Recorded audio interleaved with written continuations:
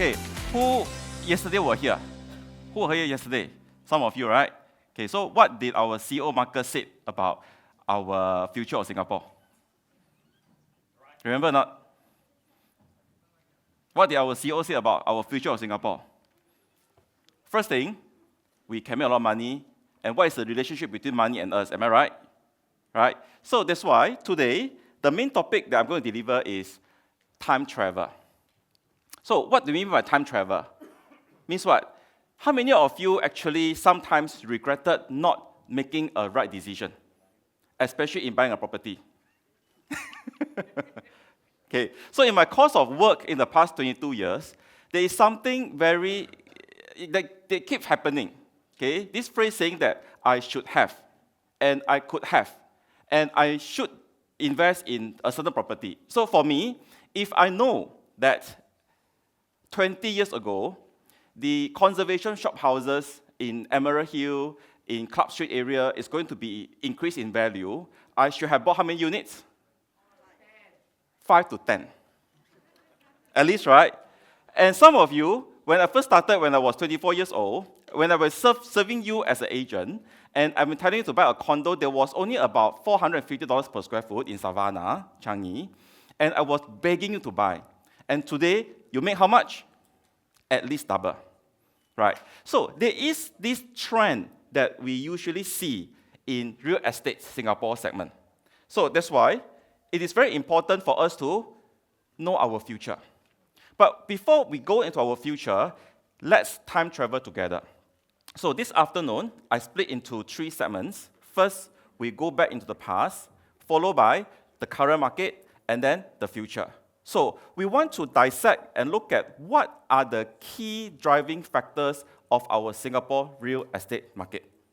Okay, so are you all ready? Well, our friends are all coming back from the toilet. Okay, now, first thing first, looking back. I show you these plans here. Does this look familiar? If you say you look familiar, which means that you were born in the year 1971. Okay, so actually, Singapore government has this forecast of future. Okay, so we make plans. We make plans for Singapore, how far ahead? 50 years ahead. This is the first draft plan that we call the concept plan, which is the generic, the big plans of Singapore. Then we break down into master plans, which is the shorter plans, right? So this is something very original, and this is not computer generated. It is hand-drawn. Why is it so? Why is it hand-drawn? When do you have your first personal computer, your PC? It was only about 70-something, right? Your PC, your personal computer at home, right? So before that, all these things were all hand-drawn. So this Singapore map looks very different than what we have today. Okay? So especially what? Especially the color scheme. Color scheme means what? Means what are the land being used for? And you notice, during this time when 1971, Singapore independent not too long ago, right? So the main concern of the government is what? Is to have our growth for city planning. So it is a very challenging task for the government to look into it. But however, 20 years later, the plans start to change. So what are the very significant things that you see? A lot more colors is being added. It means that a lot more plot of land is being used for residential, for commercial, for industrial. And if you notice, these two extreme ends of Singapore, the east and the west, are they very different than the 1971 plan? Yes. So what are the differences here? Changi Airport and Tuas Megaport. So if you were to look back, when did the government started building Changi Airport Terminal 5? A lot of people thought it's recent, right? You look at the land there. That is where we started land reclamation. So now, you ask yourself, if 30 years, 40 years ago, if you knew that the government is going to spend so much money into the east and the west for transformation, what will this determine your decision in property purchase? It will. Because most of us only knew it now where we can see the construction started. But if you have these foresights of our Singapore plans, that is way before it happened, don't you think that you will have the upper hand? We call that the first mover's advantage. Okay, so now, during this period, the government starts to implement more things already. Then later on, by year 2001, government goes into a little bit more quality of living for Singaporean. That is where the government first talk about greens, green living, have more water area, more catchment, and then also have more township. So what are the townships that you notice today that will happen? We have the new ones, Tengah Air Base, which is Tengah Base, right? We also have things like what? Bayshore area. Things like places like, for example, Margaret Drive area also start to redevelop. All these things actually is planned by the government. And if we move forward, 2011, you notice that the mega port already started to take shape already. So that's why the extreme left and right, these two portions here, together with all these townships that I just circled here, these were the key areas that why your property increased in price in the past 5 to 10 years or 15 years. How many of you lose money from property investment? Because you make the wrong decision. Okay? In fact, when we study all these master plans, these long-term plans for Singapore, it is very easy for us to know what is the next step of the government. In fact, tonight, 6:45, there is a very important message. By who? By our PM Lawrence, right? So in fact, I'm doing a prelude for him. Trying to let you know that actually there are a lot of things that the government is doing, and what is important for us as investors when we know all these things here, so that we can make the correct decision in doing our property investment. It's as simple as that. Okay, now let's move forward. Then from the long-term plan or the concept plan, it breaks down into master plan. So that is where you look at this. Okay, master plans are the plans that immediately affect our neighborhood. Okay, so there are color codes for master plans. Yellow color means what? Means for future study. Okay, blue color means what? Means for commercial use. Okay, then how about orange color? How about pink color? How about purple colors? How about gray colors? So while you listen to the salesperson trying to sell you something, I will advise you as a savvy investor, you should take your time study our master plan. Because from master plan, there are a lot of telltale signs that you will know which location to invest into. Okay, now let's look into our master plan. Okay, so what are the key drivers that our government decides on the land use? What are the key drivers? Education, transportation, housing, industrial. So if before today, since the past 30, 40, 50 years ago, what were the key drivers of our Singapore economy? I just showed you here, manufacturing. Okay? Manufacturing needs land, needs labor, so people come in and then start to work in Singapore, we need a house to stay. When the baby boomers, some of you who are seated here, when the baby boomers starts to have grown up and wants to have a property to stay, we also need to buy into a housing. How about education? Okay? How about immigration? Do you know that when Hong Kong going for return back to China, there were a group of Hong Kongers that actually migrated in Singapore. So there was a spike in the demand for Singapore real estate. Okay, so what I'm talking here is before today, what has happened? How about aviation?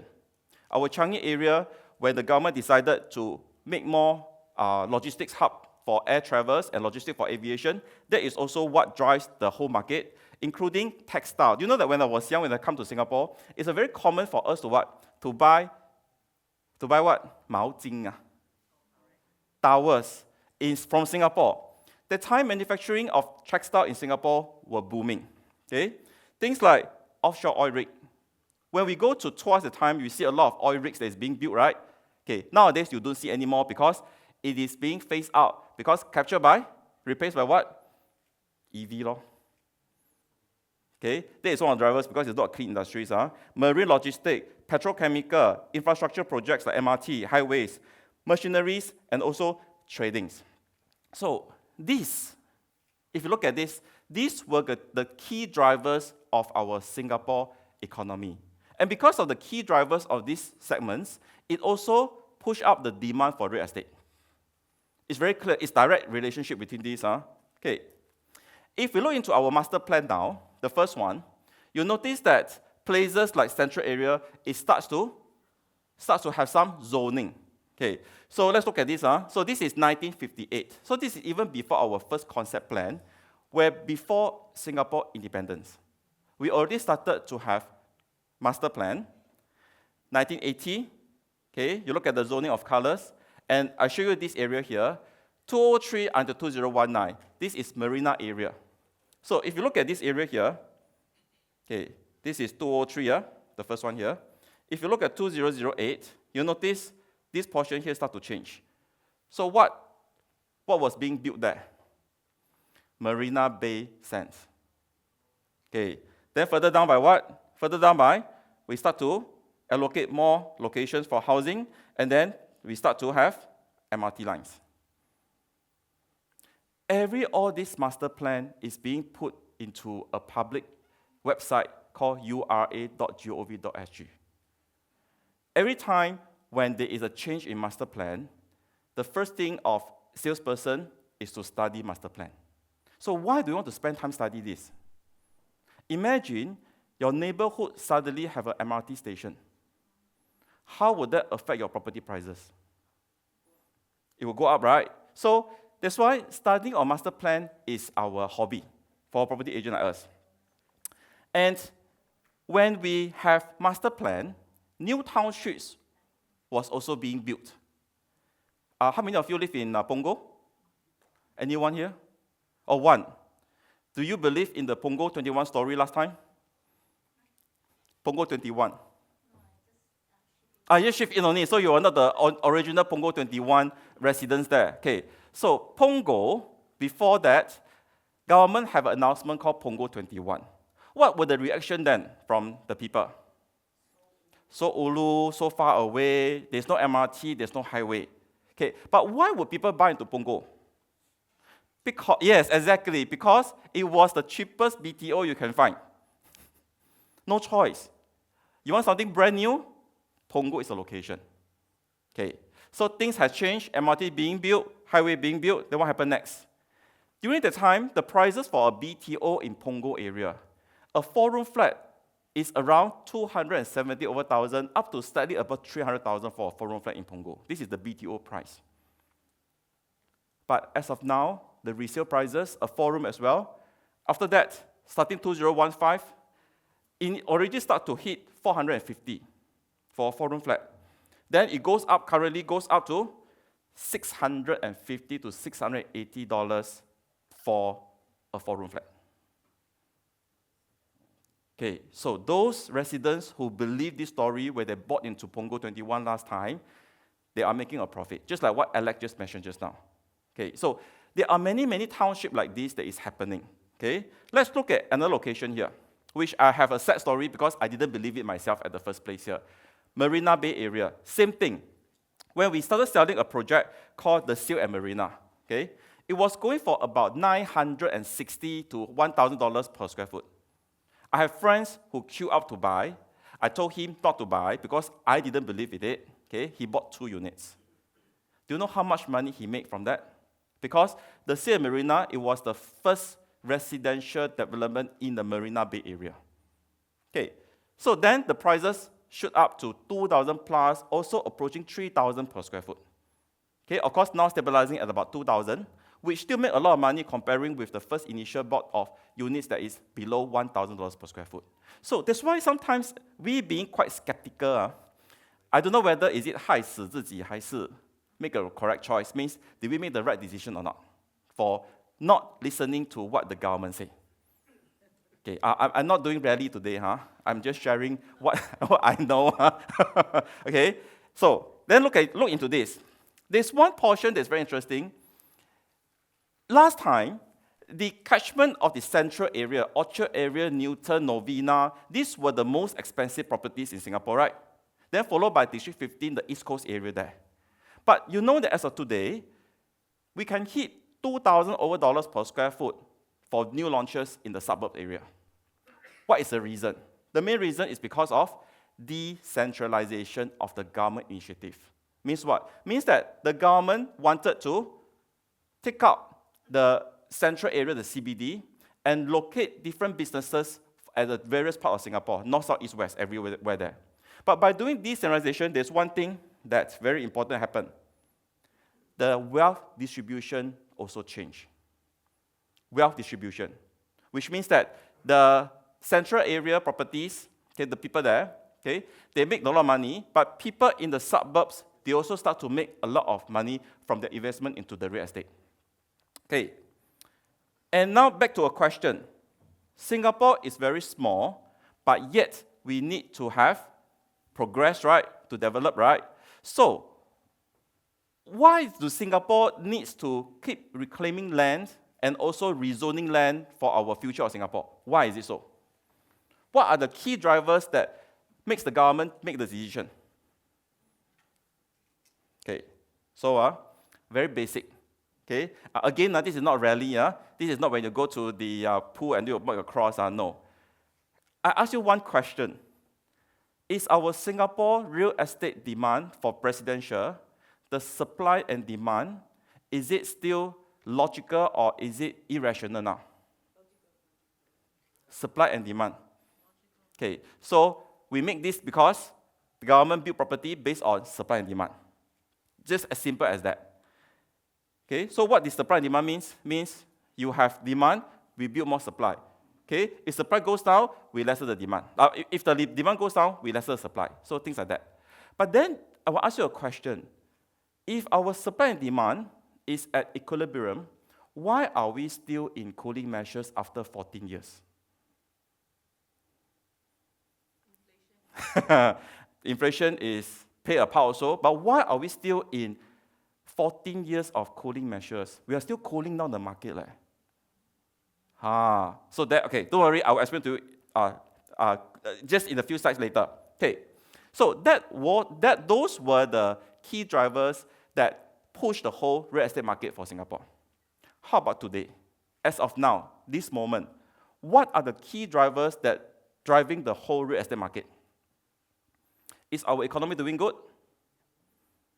Stable. Okay. Is our politics doing good? Stable. But stability may have some factors in driving the market. But what are the key drivers as of today? Okay, so what I'm telling you is from our real on-the-ground experience, from most of the salesperson, developers that we talk to. Okay, so that's why these are the real things that's happening. So I put them into two. Okay, first thing, we are still having a population growth. I'm not talking about the young baby being born. They want too long to take. Okay, too long to take. But what I'm talking about is our population is still growing. Which group of population is growing? This group of population is growing, have immediate needs in real estate. They need a home to stay on. You know, because some of you are here, including myself before, PR and new Singaporean. If you look at this, the red colors are the new PR that's being granted. The yellow colors are the Singaporean. Okay, I'm more concerned with the red color because why? Every year, we have close to 30,000 to 35,000 new PRs that being granted and stay in Singapore. Every year, 30,000 plus minus to stay in Singapore. So when the new PR comes to Singapore, do they need to have a house? Yes. We need to have a house for them to stay.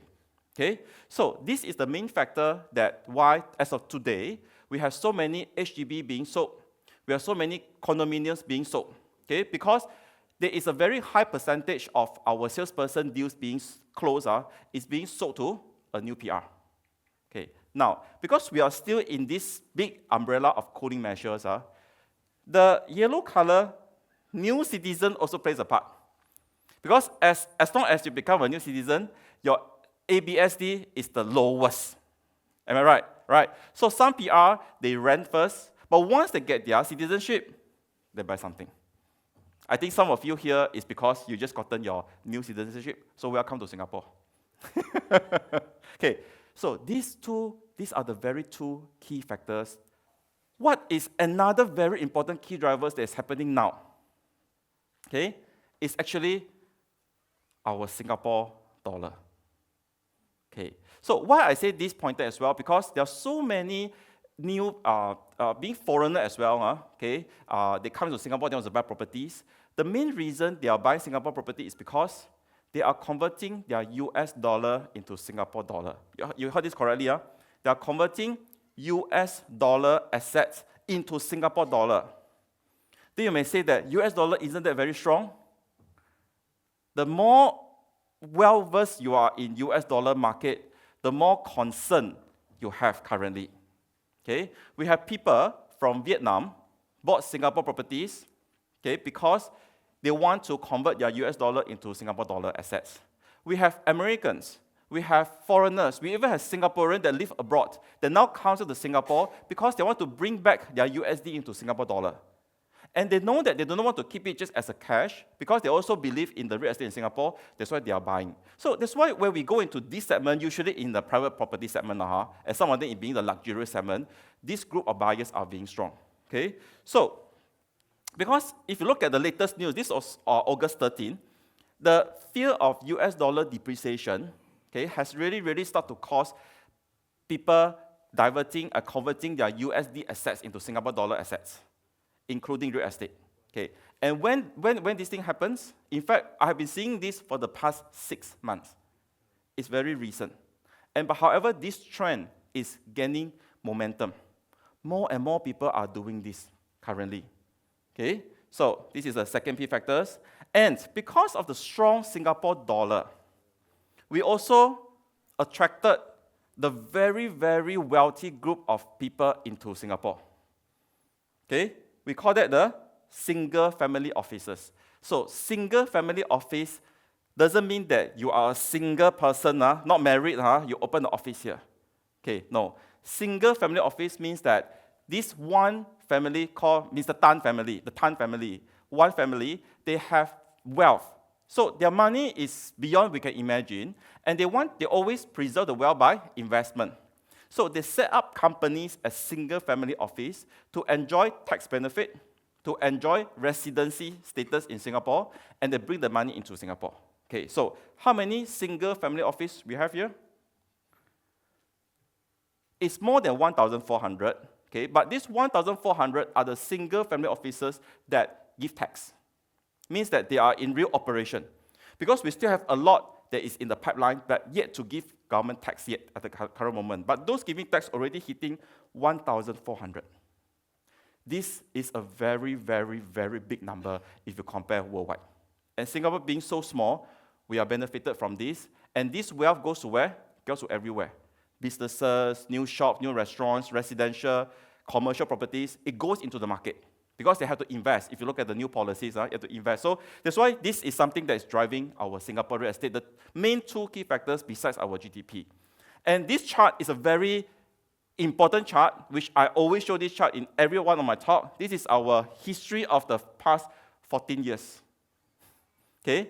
Our cooling measures with different timeline, and we have our property price index for non-landed private properties at the all-time high still, at the current moment. Okay, back to the question. Are we in a supply-demand market equilibrium? Or is supply more than demand or demand more than supply? Okay, you vote, okay. Who thinks that the supply is higher than demand now? Can you raise hand? Don't have all. Okay, now, who thinks that the demand is higher than the supply now? Raise hand. Okay, then why are we still having this mega talk? Because you know the answer. You should be the one choosing which unit you want to buy already. Don't have to listen to all our speakers for the past 2 days. Okay, so, but it is true. Like what Alex just mentioned, or even yesterday our CEO mentioned, the fear of committing into something such a big purchase is there. So that's why I have this term for you. I reminded those of you who attended my different rounds of Mega Talk. Okay, we are in this term called artificially suppressed condition.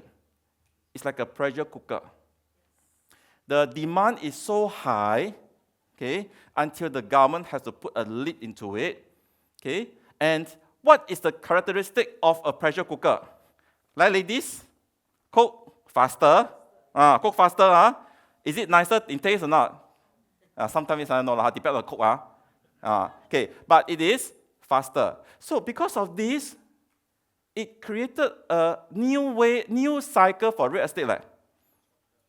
Okay, new cycle means last time we used to say that our property cycle is every 10 years, up and down, every 10 years average. Now no more. Not very fast. You still remember that in the past 1 year ago, our Singapore rental market skyrocketed. Right? Suddenly, skyrocketed. The landlords is asking for double or some even 2.5 or 3 times of the rent. Am I right? Okay, so something happened, right? Then now what happened? Now cooling already, now cool down already. Overnight cool down already. Okay, so that's why, because we are in this condition now, everything becomes faster. So that's why it's very important as an investor to be very alert of what is happening. Okay, play especially the 2 pointers that I just showed you, the Singapore dollar, the strength of it, and the stability of it, and also the population. Okay, I don't know what tonight Lawrence Wong will say about, is that are we going for population growth? I don't know, because I want to go back and listen to him later on. Okay, I think what is important for all of us today here is to forecast our future. To forecast our future. Okay, that's why we try to be a fortune teller. Am I right? Okay, future. How will be the future looks like? Just now, I'm quite glad that most of you think that we have higher demand than supply. Okay, so it shows what? It shows that there are a lot of people want to buy property. Okay, but what are the key drivers for our future market? This one is very, very important. Okay, again, I'm not doing rally, but we have to look at our our Singapore budget 2024. Okay, some of us, we read the budget as a storybook. We just read this budget. Okay, but for me, I try to read between the lines. I try to forecast what is going to happen in 5 years, 10 years down the road. Okay, like I said, right, if we know that Changi Airport area, Pasir Ris has this growth, maybe we should consider the area, because it's going to be very big. Okay, now, first, our budget. I do a summary for you already. Okay, so what is a summary? Government spending a lot of money into MedTech, 38 million. Spending a lot of money into nucleic acid therapeutics. This is like a DNA, using DNA, nucleic acid for DNA attachment for this cancer cell especially. Okay. Then we also have robotic. Okay. We also have AI. We also have very advanced microchip. Okay. So as a normal Singaporean, we read at this is that, wow, these are the future of Singapore. But as an agent that is in the market for so long, I'll try to read this as what? Wow, these are my potential new buyers. Why? This will be the new jobs. The jobs that will make Singaporean richer. Which age group of the people will be in this workforce. They will be the one that will make more income. They will be the one that have a better career path. This is how I read this. Okay? But I'm also quite worried about one segment. The word is called transform. Transform means what? Maybe outdated, need to do some changes. Transform. So, what are the segments that are being transformed? Okay? No more offshore marine oil rig already. We are going to offshore wind turbine. Okay? We are going to e-commerce, okay, even for the neighborhood. We are all going into AI. We are going to greens. So imagine if the current population, we have a big group of them, they are in the petrochemical industry. They are in the industry that generate a lot of carbon footprint. I'm not saying this, but it may happen is that this job may not be available in the near future because of the transformation that is happening for the current market. Okay, so it's something quite worrying. That's why the government spent a lot of money trying to ask us to upgrade, go for learning, e-learning, okay, all these things here. Okay, so first thing first, some mega projects that I want to highlight, like for example, our megaport. Our megaport, it looks very good, but do you know that currently we have a lot of these drivers, crane operators that operates in our existing ports? Because these are the high human-intensive labor work. But the megaport that we have here is all fully automated. Means you don't need a driver, you don't need crane operators. It's fully automated. So which means that people who are in IT, they will be needed for the megaport, not drivers and not crane operators. Okay, so this is one of the indicators that some of the segments is going through a very big transformation.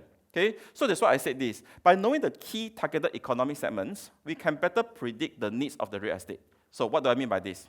First, this is our current workforce, okay, based on age group of 25 to 54. So I think most of us here are in this age group. We are still working, making a living here. Okay, and you look at these segments of the industry. Okay, for example, transportation. Okay, it takes up a lot of our current workforce jobs in this segment here. Okay, transportation will be both aviation and also ports and also MRT, the rest lah. But aviation and the ports make up the most. Okay, so like I just mentioned here, if we are going for transformation into the mega port, then what will happen to this group of workforce? No job. Yeah, they may lose their job. Okay, so this is a telltale sign that we need to plan ahead. So if your current job is also fall into these segments that is going for transformation, you have to do something. Okay, but I also look at this important next chart here. This is what? This is the young ones, the 25 to 29 years old workforce. Okay, and their education level. So you can see here, the young Singaporeans, the education level has been increasing every year. So there are 3 years, three segments, 2018, 2022, and 2023. Okay, but you can see that all these certificates, poly and universities are all increasing. So what this means? This means that our 25 to 29 age group, in the few years' time, they will be the one buying our Singapore properties. They are buying into it, HDB, be it private properties, and they will be able to make a better living because, as you know, the income has increased. What else? As you have a higher education, you also have a higher earning, a better job. When you have a better job and higher earning, means what? You want to go for a better quality of living. So the choice of location, the choice of type of property will change from the landscape for Singapore from the past 20 years. Okay, so that's why this is something that we like to forecast, what kind of properties will be more in hot demand, okay, for our new batch of investors into Singapore real estate. Now, second pointers, transportation. Okay, we all know this. We all know that Singapore has a very nice and complex MRT, LRT lines, a little bit like Japan now already. Okay, a little bit like Japan. Okay, but this brings me to a topic that I was talking about 15 to 20 years ago when I was a very junior agent. I mentioned one thing. A property that used to be 10 minutes walk from a station, it was considered okay distance. But now with so many stations that is all interlinked, there are much more properties to choose from that is within 3 minutes walk from the station. Okay, I first see this when I was serving tenant from overseas. Okay, some of them said, no choice, 10 minutes walk, no problem. But a few years down the road, when they renew, they asked me, Chris, I want to go for something that is maybe downstairs is MRT station because Singapore is too hot. I don't want to walk under the sun. Okay, this is really happening. So same thing, for investors like you, your home, it would be very good if the MRT transportation is very near to your house. Am I right? So that's why 10 minutes away from MRT stations may not be considered near anymore. Okay, so let's look at examples. Okay, if you look at this cluster here, okay, the eastern part of Singapore, okay, it was the choice location for Singaporeans to upgrade from HDB to. Okay, well, East Sky, have all the East Coast Beach, whatever, right? But now, this portion here, it was a bit lagging because the west, the north, even Lentor area starts to catch up. Okay, so we realized that the eastern part of Singapore, because of only one MRT line previously, which is the east-west line only, one line, okay, and the property prices start to stagnate. Okay, and now, when we look at this, we have the new Circle Line that has opened, and we have the new Thomson East Coast Line that some of them already opened, okay, and some of them in the process. This is transforming the lesser than 3 minutes walk from the station criteria for people for home purchase here. Okay, so that's why there's one particular place that I want to highlight, because currently in the east, one condo launch that we have called Grand Diamond, okay, it is 2 minutes walk to the Dakota MRT station. It is one of the nearest in the whole eastern part of Singapore for new launches currently. Okay, so that's why when we look at this, the demand of why people buy into Grand Diamond is because of the MRT.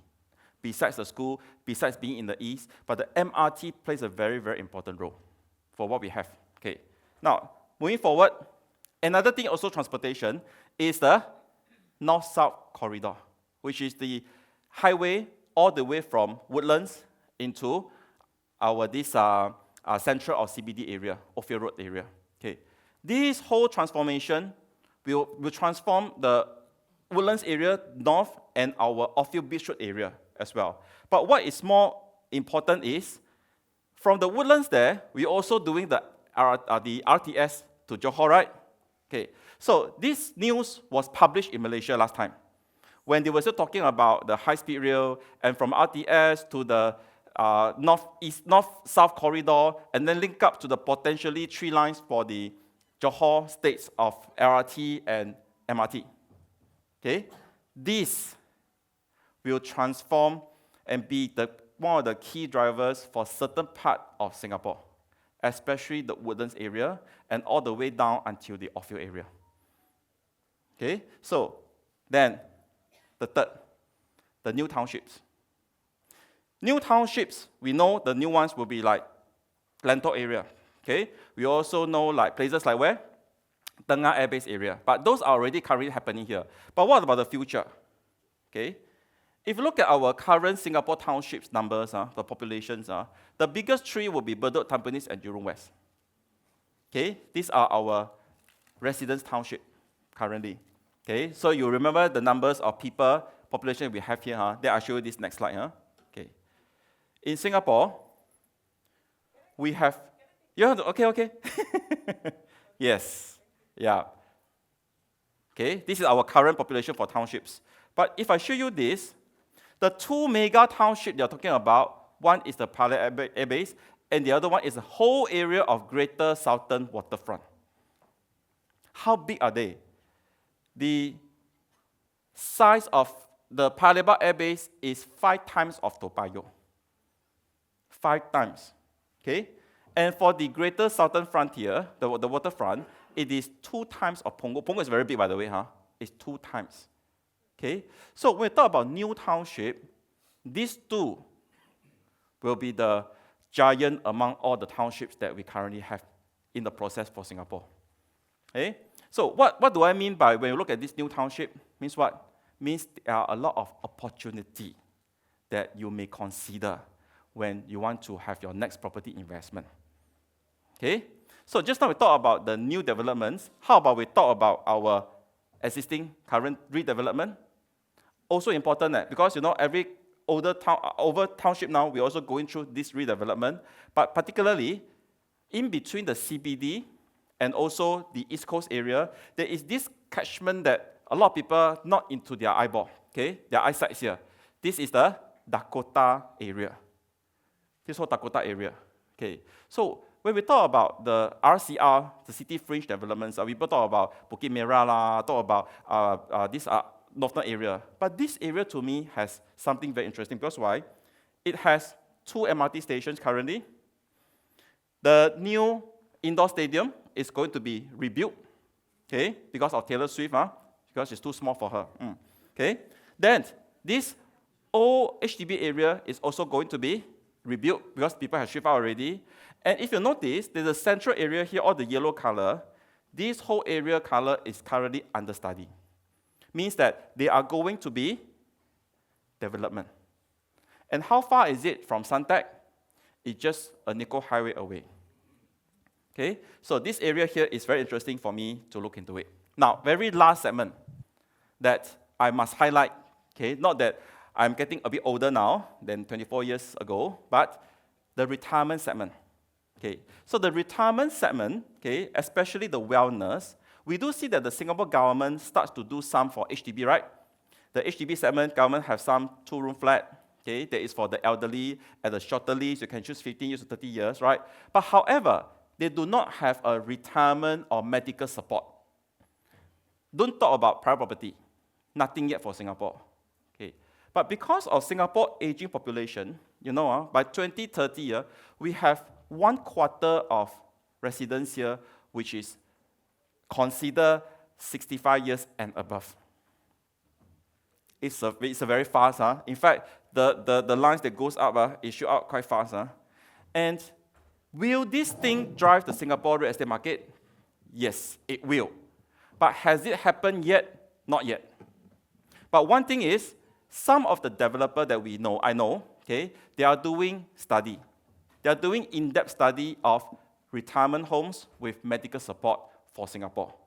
In fact, we have our minister that actually is in Philippines now, talking about this with our counterpart countries. So this is going to be one of the key drivers when, I don't know, 5 years down the road, 10 years down the road, or it should happen earlier. So that's why this is the segment that I want to highlight to everyone, okay, that our key drivers for Singapore consist of many, many segments, from the industry, from the workforce, from populations to aging population. But something that strikes me is, as a home buyer, as a home investor, we need to be clear about what is going to happen for Singapore. That will help us make a wise decision in choosing the right property to invest in. Okay, because property investment is not for speculation, it's not for 3 years or 5 years. We are talking about maybe 8, 10 to 15 years of investment. So that's why study our key drivers, but the most important is we are looking forward our next year to have our new master plan of Singapore. So that's all for today's sharing session. Thank you so much for all.